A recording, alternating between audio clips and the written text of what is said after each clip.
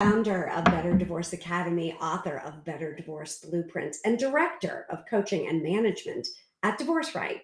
And a few years ago, I am a member of the National Association of Divorce Professionals, and there was a conference down in Fort Lauderdale a few years back, and I attended the conference. Man, was it a ball!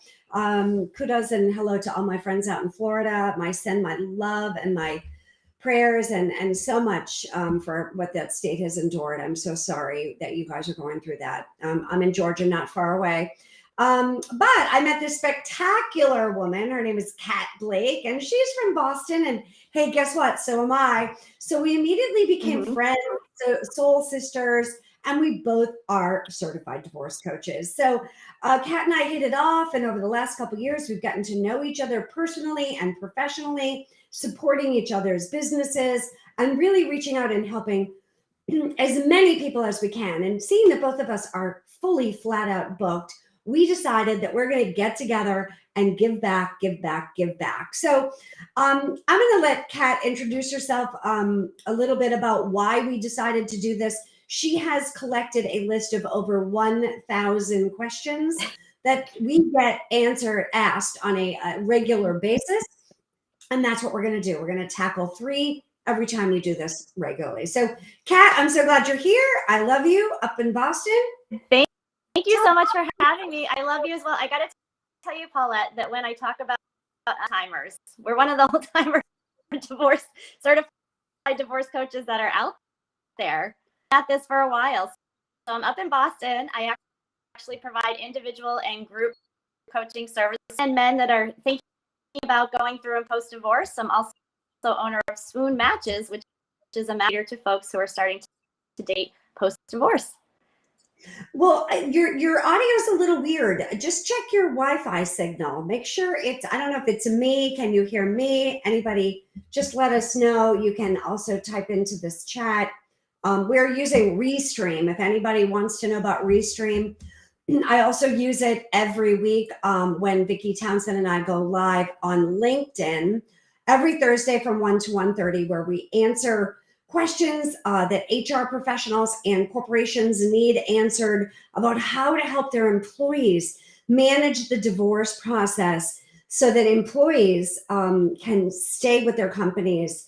It's a big problem. Companies lose so many employees due to divorce because they don't have the right support and resources that they need. So Kat and I met, and she's been collecting this, and there was a post on her page, and it was some question that somebody had asked. So all I asked was a very simple question. I actually happily ever divorced, and I was meeting with an attorney for the podcast, and I just got on you could ask a divorce attorney any question at all, what would you ask? Really, because I wanted to know. I resources and help and guidance to people who are starting the divorce process as possible. And I must be comments. Some of them were very emotional with people who are very angry about divorce lawyers as they went through their process. So I think that's why Paulette and I wanted to come together to do this village, and hopefully so that you walk away from your divorce not feeling bitter and angry, and that you. Yeah, that is really good advice, Kat. And now it's coming back to me. She just asked one random question of if you could ask the attorney any question, what would you ask? And the list of questions was crazy. I don't even know how I got dragged into it, but I was just like, girl, we don't have enough time to answer all these questions, right? So, and granted, disclaimer, we are not attorneys.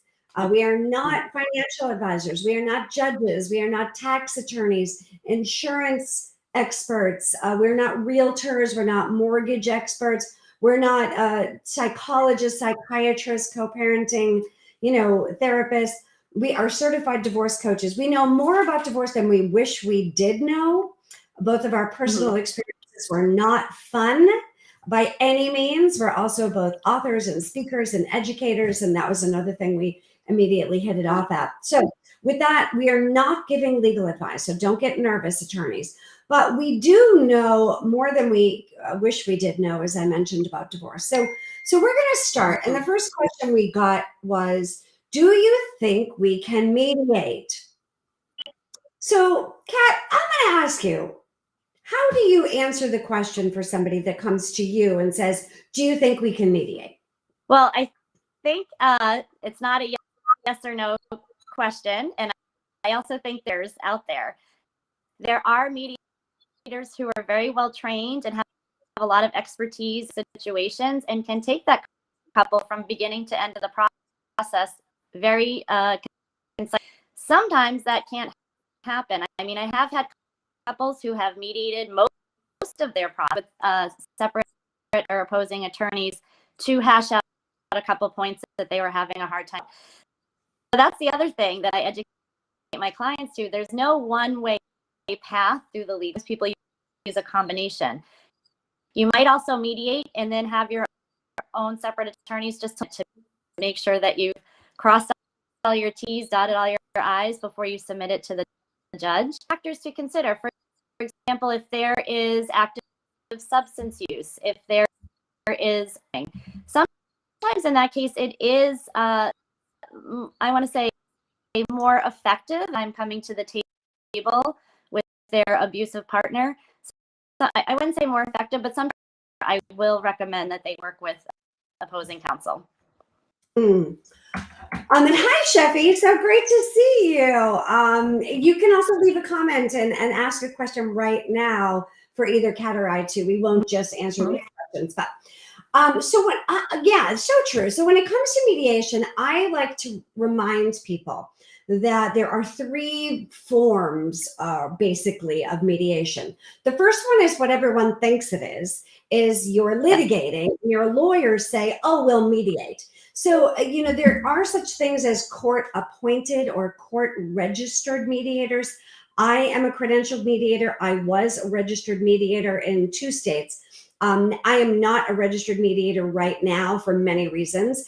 It kind of limits the scope of work that you can do as a mediator to just working for that county and that court jurisdiction, zip code, call it what you will. So I don't limit myself to mediating in just one district. So, but there is a court-appointed mediation where an attorney, a judge will say, why don't you two go march down the hall and work with one of our mediators because you're not that far off. And let's see if we can't, not tie up the courts and just tie up those loose little ends. So that's sort of method one. Method two is mediation with a mediator, a neutral party that will allow both parties to come to the table in good faith to create an agreement, a settlement, a memorandum of agreement or a memorandum of understanding. Some people call it an MOA, some call it an MOU. You call it what you will.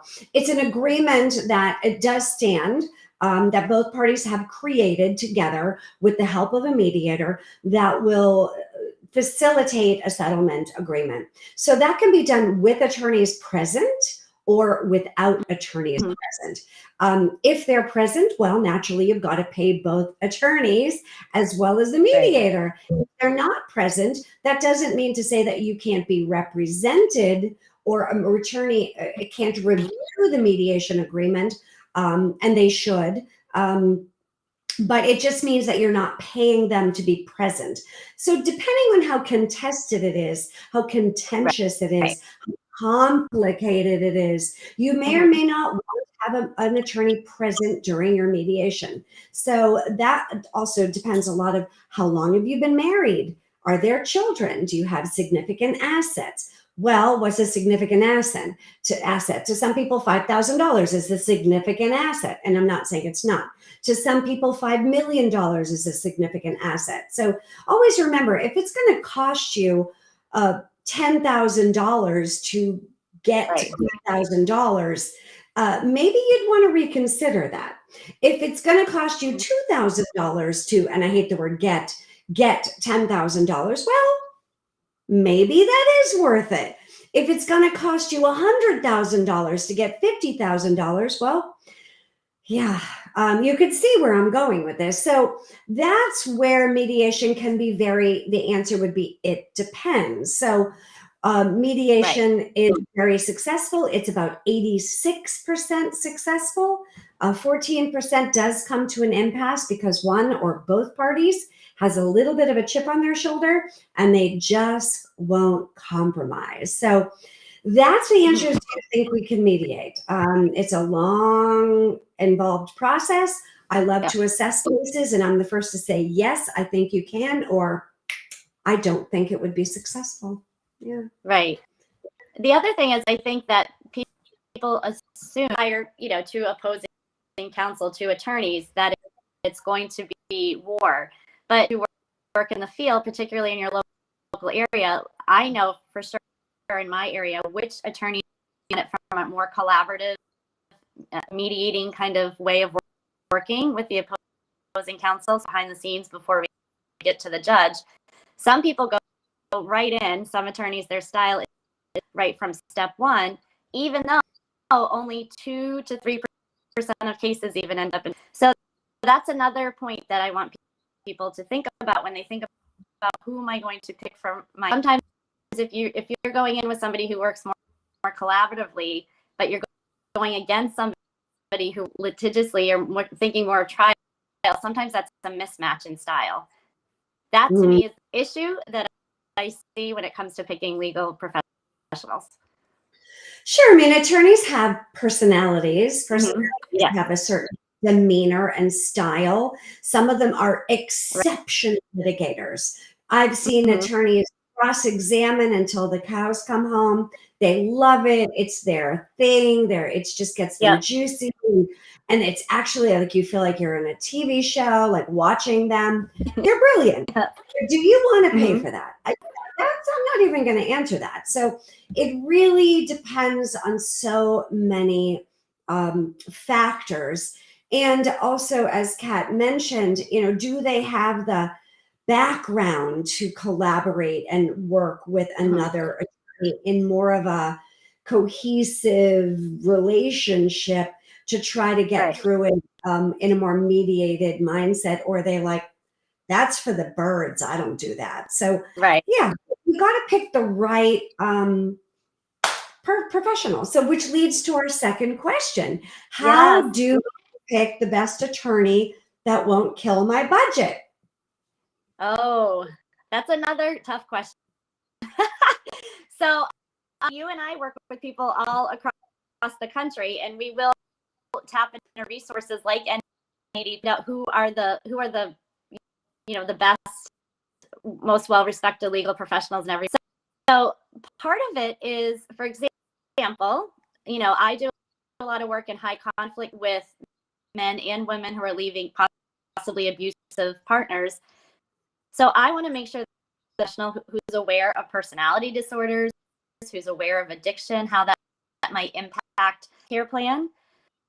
So it's really knowing there are attorneys out there who have specialized experience, special needs, who have specialized experience in working with people who have dual citizens. You have these little pockets of knowledge that need to be divorced.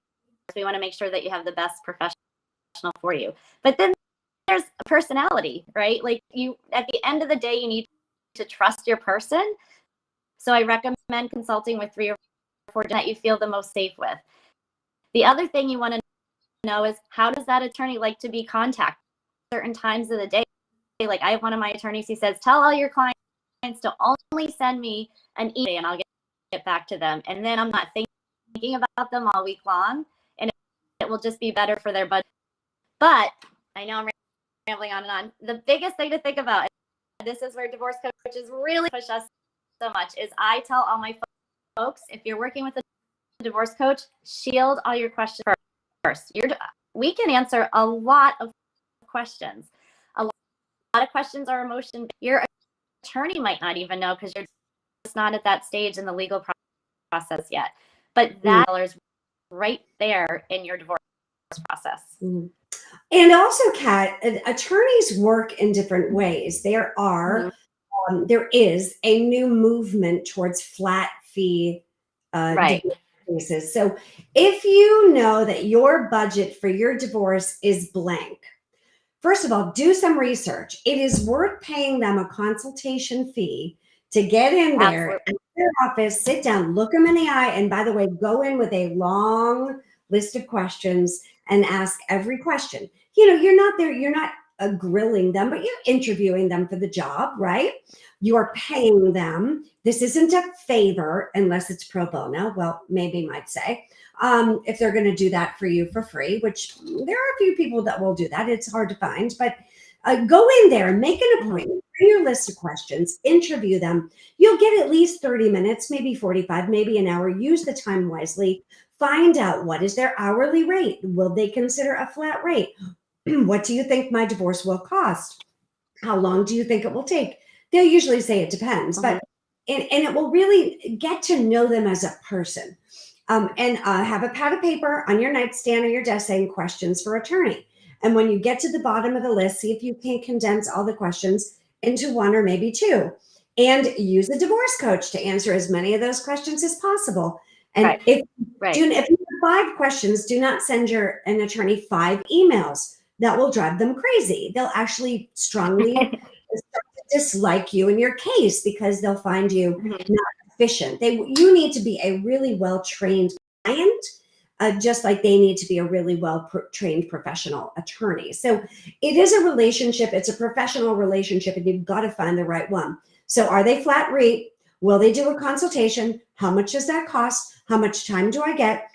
Will I get my questions answered? What is your support team? How do the other professionals in your office work? How expensive are they? How accessible are they? Can I just drop by, or do I need to mail it? Get to know how they work as a business, because law firms are businesses. And then once you have those questions asked, make sure you know their hourly rates and let them know that you are concerned with blowing the budget, whatever that budget is, and let them know that you have so much to spend or don't have so much to spend. Because as soon as most cases start to unravel and attorneys learn what the marital assets are, it's very easy for them to go, oh, they've got hundreds of thousands of dollars in assets. We can keep milking this along. Versus if they don't know anything about your case, don't go in dripping in diamonds. Don't go in, I don't mean to say you have to roll in your pajamas. This is a professional relationship. But you need to know that they got your back, that you've got a case, you've done your homework, you've documented your case, you know your stuff. You're not some just idiot walking in around going, I need a divorce, help. No, you have to you're a professional. This is a business relationship. You need to hire a relationship based on compatibility rate. It's like if you're going to get your car fixed. Do you automatically just go to the most expensive dealership? Maybe, maybe not. Do your homework. Do your homework. I gotta say, here's the other thing. How well do you know my judge? Your history in front of the judge that I'm in. I think that's a really good question. I know here in my area, people often hire what we call celebrity or superstar judge, and certain judges up here don't appreciate that. Yeah, because they have a relationship with some of the local attorneys. So, and most celebrity people don't work with celebrity attorneys because they want to arbitrate. They want to keep it private. And just so everybody remembers, litigation is anytime you have 2 attorneys and one person's filed, one is the plaintiff, one is the defendant. You are now engaged in a lawsuit. So I know that doesn't sound pleasant, but that's the honest truth, people. So it's very important that you have somebody that's professional and that can get you through it with dignity. So last question, how does child support get determined? Every state, and we basically live in 50 little countries. We don't live in one, but I'll digress a bit. Each state has a basic child support calculator. They're going to differ slightly based on cost of living. Naturally, it's much more expensive to live in San Francisco, although I think that's changing, than it is to live in Kansas City. Right. I'm trying to figure out. Okay. Yeah. So naturally, the child support guidelines will be different based on cost of living, but it boils down to several things. What is the income? And it's always based on gross to gross. It's not net to net. People get all crazy. Why is it gross income? Because it is. So get used to it. So gross income of A and gross income of B I don't use mom and dad anymore. And then that's documented how many children have, who is paying for health insurance, are there any deviations or modifications to that needs to happen? And there's a whole list of them. It's all online. You put in the magical numbers, and it's based on a pro rata share. If you don't know what that means, just Google pro rata, another Latin thing to learn about divorce. And it's so if child support is $1,000 that the government says, and your pro rata share is 75/25, then one person is paying 750, the other's 250, because that's the math, and it all works. So if you're making, I think the numbers are, and this is a national average, don't quote me exactly, everybody, I'm not giving specificity, but if you make $800 a month and you have one child, well, you probably I'm not going to even say that. So it's $197 a month that you would pay on average. If you make $30,000 a month and have 6 children, it's like 4,800 and something.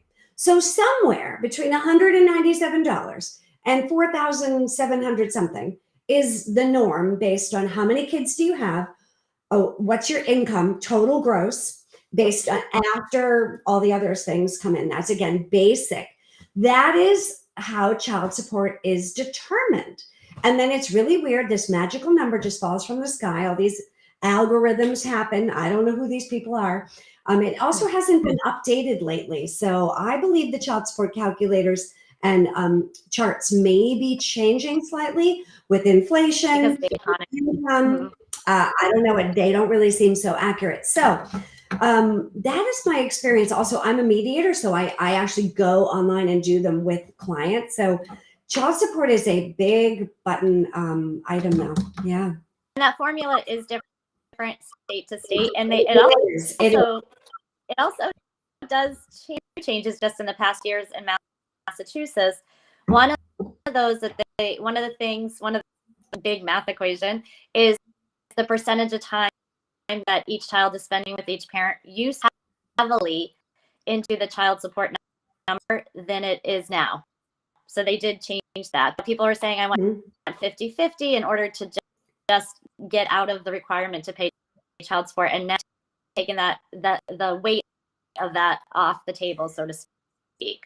And most people should know. Now, that's a really good point, Kat. Thank you. And again, these are just averages. This is not, we don't have enough time to tell you what, and you can all Google it on your own state, but we don't have enough time to go state by state. It's impossible, but this is an average. But if you go to your state's government website, it will be right there. Yeah. And most courts are looking for parents to do 50-50 physical custody. Mm-hmm. There has to be a case against why that would not be the norm. I'm not saying that it's impossible to not have that by any means, but it is, most courts are looking for the parents to raise the kids together. Absolutely. Even though they're not together, they still want you to be an adult. I know it's not fun. We get it. But I'm joking about being an adult, not divorced. But it is one of those things where the courts are looking for the parents to step up to the plate and share that. So I hope this has been helpful. Thank you, Kat. Thank you. Just gonna whatever.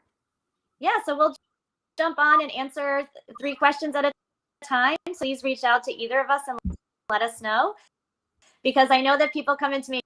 And usually the first session, my women too, they open up their journal and they're like, I have a few questions.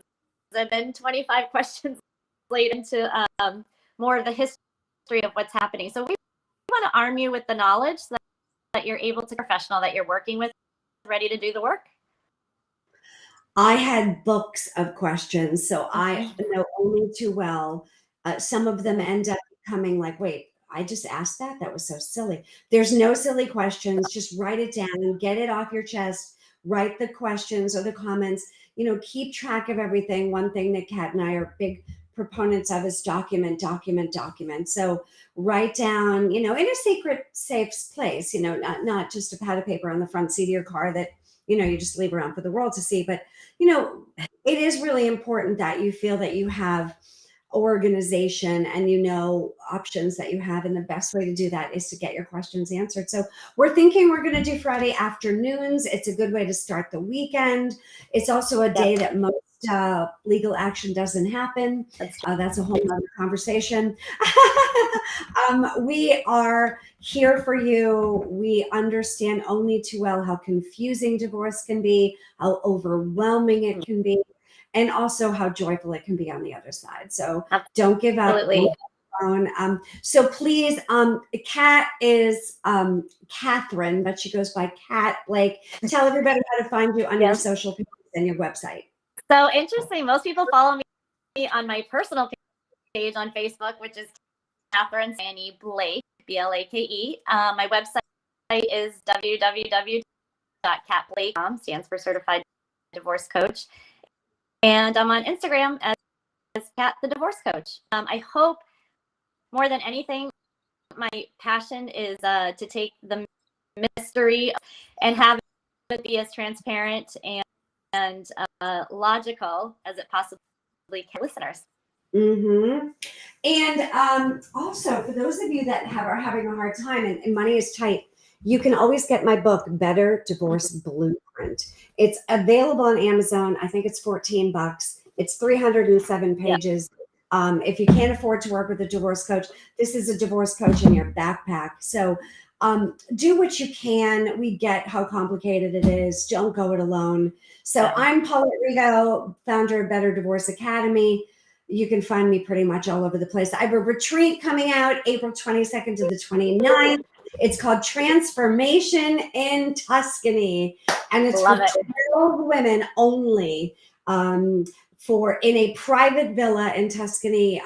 Check out www.transformationintuscany.com. I'm co-hosting it with a narcissistic personality disorder expert and Tiara Womack. She also does business and future mindset work. She's a phenomenal partner. I'm at a loss for words how fabulous she is. So Tiara and I are partnering on so many projects. So if you're looking for life after divorce and you want to play in Italy in the spring, come along. It's affordable. That sounds really fun. So we'll see you guys next week. And please just leave us a comment, ask a question. We will answer it for you. Definitely. Take care. Have a great weekend, everybody. Have a great weekend.